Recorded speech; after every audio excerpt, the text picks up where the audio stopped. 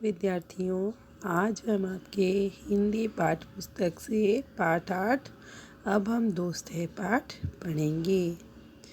बच्चों, आपने श्री कृष्ण और सुदामा की दोस्ती के बारे में सुना होगा या पढ़ा होगा, है ना। वैसे ही राम और सुग्रीव की दोस्ती, कर्ण और दुर्योधन की दोस्ती, उनके बारे में भी आपने सुना होगा। दोस्त कैसे होने चाहिए?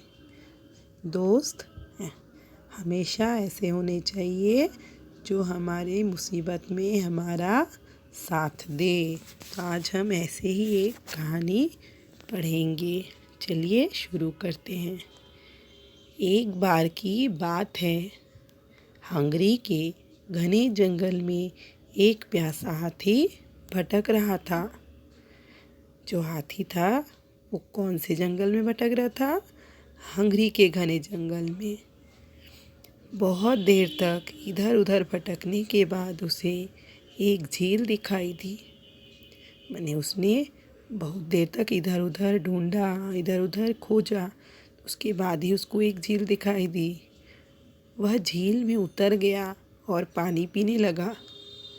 झील के ठंडे पानी को देखकर उसका मन ललचा गया, मैंने उसको लालच आ गई। वह उसमें नहाने और खेलने लगा।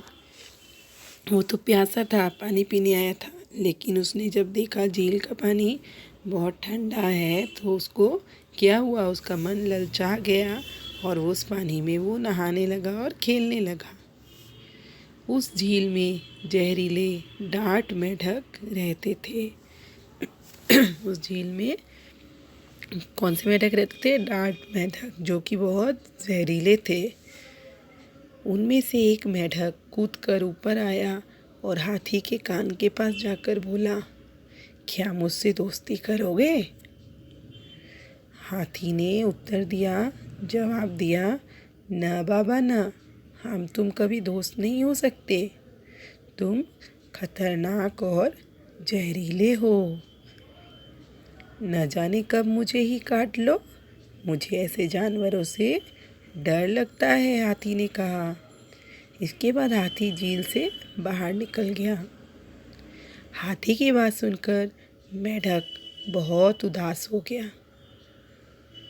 वह अपने साथियों से कुछ अलग करना चाहता था, पर कर नहीं पाया। वह इस बात को भूलकर अपने साथियों के साथ खेलने लगा। हाथी को झील पसंद आ गई। उसमें बहुत पानी था, जिसमें वह आराम से तो नहीं पर ध्यान से खेल सकता था। वह अगले दिन भी उसी तरह से झील में पानी पीने और नहाने पहुंच गया। उसे मालूम नहीं था कि झील में सिर्फ जहरीले मेंढक ही नहीं थे, कहीं घड़ियाल भी रहते थे। एक घड़ियाल ने उसे नहाते देख लिया। बस फिर क्या था, उसके मुंह में पानी भर आया।